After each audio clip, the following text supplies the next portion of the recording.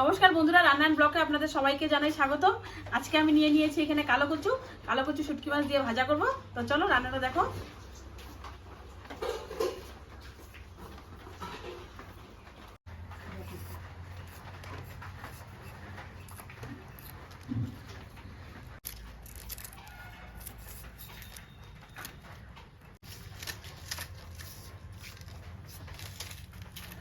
আমাদের তো কচু শাক কাটা হয়ে গেছে। এখন কচু শাকের জন্য নিয়ে নিয়েছি এখানে ভোলা মাছের শুটকি মাছ, আর এখানে নিয়ে নিয়েছি রসুন, কাঁচা লঙ্কা।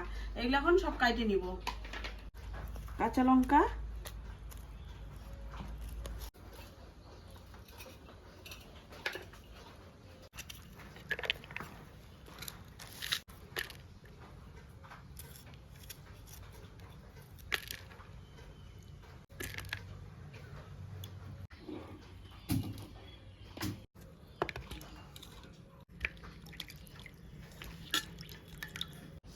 আমার তো সবকিছু কাটাকাটি রেডি হয়ে গেছে। এখন কচু শাকটা ধুয়ে নিয়ে এসে রান্নাটা বসাবো। চলো।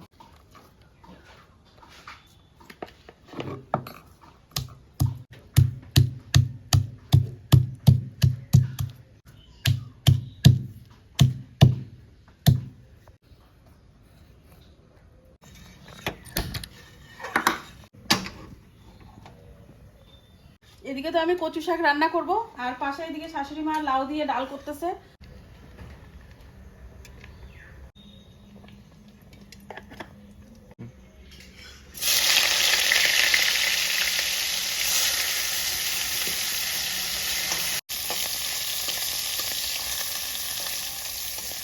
শুটকি মাছটা খুব ভালো করে ভাজা হয়ে গেছে, এবার নামিয়ে নিব।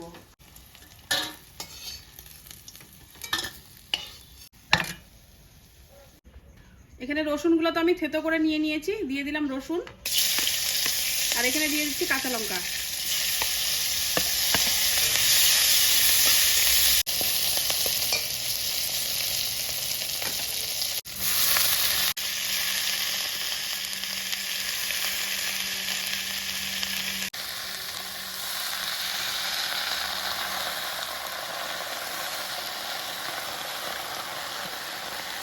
কচুটা তো দিয়ে দিলাম, এখন 2 থেকে 3 মিনিটের মতো ঢাইকে রাখবো, তারপরে লবণ দিব।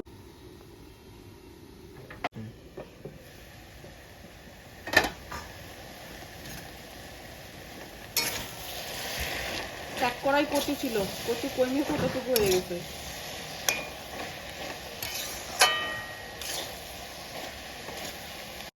এবার দিয়ে দিচ্ছি পরিমাণ মতো লবণ।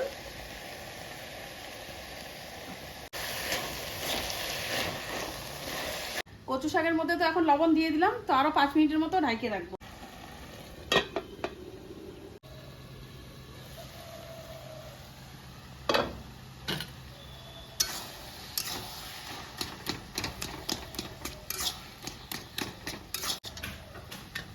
এখানে যে শুটকি মাছগুলো নিয়ে নিয়েছি ভাইজে, এই শুটকি মাছগুলো দিয়ে দিব। দিয়ে কচু শাকটা আরো খুব ভালো করে আরো কিছুক্ষণ সময় আমাদের ভাজতে হবে। প্রায় 10 মিনিটের মধ্যে আমরা আরো ভাজবো কচুটাকে।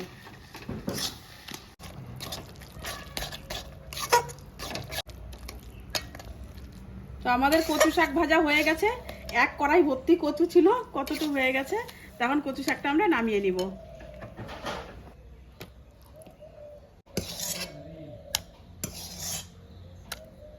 আমার তো সবকিছু রান্না হয়ে গেছে। সবকিছু বলতে কচু শাকটা আমি করলাম, বাদ বাকি রান্না শাশুড়ি মা ঘরে কি কি করলো দেখবো। আর চলো সবাই মিলে আমরা এখন খেতে বসবো।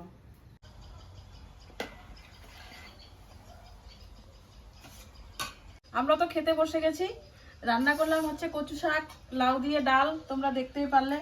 আর তোমরা কমেন্টে অবশ্যই বলবে এটা কি মাছ আমি রান্না করছি, এটা কি মাছ তোমরা অবশ্যই বলবে।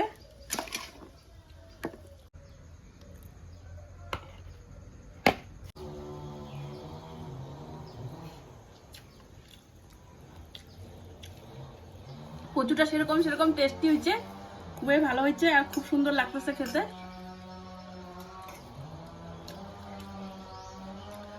তো তোমরা সবাই সুস্থ থাকবে, ভালো থাকবে। দেখা হচ্ছে পরে আরো কোনো নতুন ভিডিও নিয়ে। টাটা।